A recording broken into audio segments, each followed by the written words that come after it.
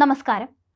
തിരുവനന്തപുരത്തെ വെങ്ങാനൂരിലുള്ള സൂര്യ ഫിനാൻസ് എന്ന സ്വകാര്യ ധനകാര്യ സ്ഥാപനത്തിലെ ജീവനക്കാരിയായിരുന്ന വെണ്ണിയൂർ സ്വദേശി അഞ്ജു എന്ന യുവതിയുടെ ജീവൻ എടുക്കുകയും മറ്റൊരു യുവതി അത്യാസന്ന നിലയിൽ ആശുപത്രിയിൽ ചികിത്സയിൽ കഴിയേണ്ടി വന്നതിന്റെയും കാരണം ഭയാനകമാണ്.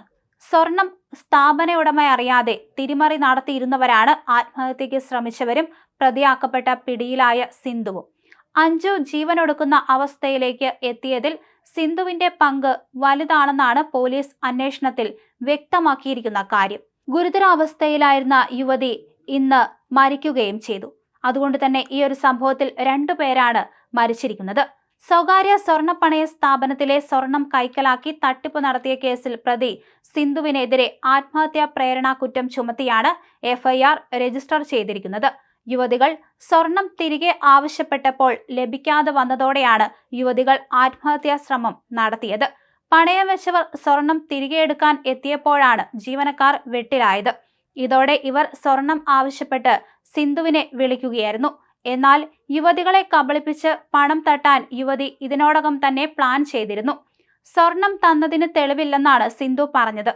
ഇതോടെ തങ്ങൾ മരിക്കുമെന്ന് യുവതികൾ പറഞ്ഞിരുന്നു. എന്നാൽ പോയി മരിക്കാനാണ് സിന്ധു അവരോട് പറഞ്ഞതെന്ന് FIR-ൽ പരാമർശിക്കുന്നുണ്ട്. പ്രതിയുടെ മറ്റ് തട്ടിപ്പുകളെക്കുറിച്ച് അന്വേഷിക്കുകയാണെന്നും വിഴിഞ്ഞം പോലീസ് വ്യക്തമാക്കിയിട്ടുണ്ട്. സിന്ധുവിന്റെ തട്ടിപ്പിന് ഇരയായി 2 പേരാണ് കഴിഞ്ഞ ദിവസം ജീവനൊടുക്കാൻ ശ്രമിച്ചത്. ഇതിൽ വെങ്ങാനൂർ സ്വദേശി അഞ്ജു കഴിഞ്ഞ ദിവസമാണ് ചികിത്സയിലിരിക്കെ മരിച്ചത്. മറ്റൊരു യുവതി ഇന്നും. സ്വർണം കൈക്കലാക്കിയ ശേഷം അമേരിക്കയിലേക്ക് കടന്ന സിന്ധു മകൾക്കൊപ്പം താമസിച്ചു വരികയായിരുന്നു. ഐശ്വര്യയിൽ നിന്നും 50 പവനാണ് വാങ്ങിയത്. ഐശ്വര്യ ഗുരുതരാവസ്ഥയിൽ ചികിത്സയിലിരിക്കെ ഇന്നാണ് മരിച്ചത്. വെങ്ങാനൂർ അമരവിളയിലുള്ള സൂര്യ ഫിനാൻസിലെ ജീവനക്കാരാണ് മരിച്ച അഞ്ജുവും ഐശ്വര്യയും.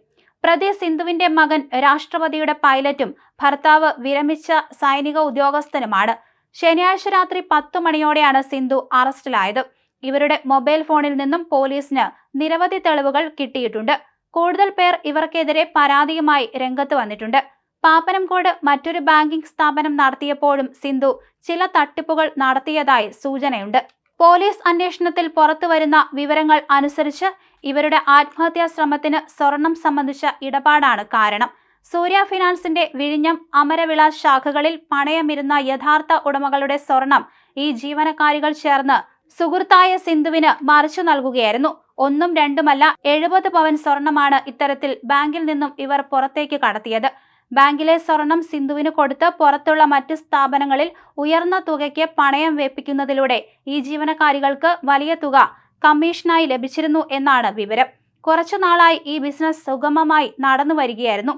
എന്നാൽ കഴിഞ്ഞ ദിവസങ്ങളിൽ സ്വർണത്തിന്റെ യഥാർത്ഥ ഉടമകൾ പണം തിരികെ നൽകി സ്വർണം വീണ്ടെടുക്കാനായി സൂര്യ ഫിനാൻസിൽ എത്തിയതോടെയാണ് കഥ മാറിയത്.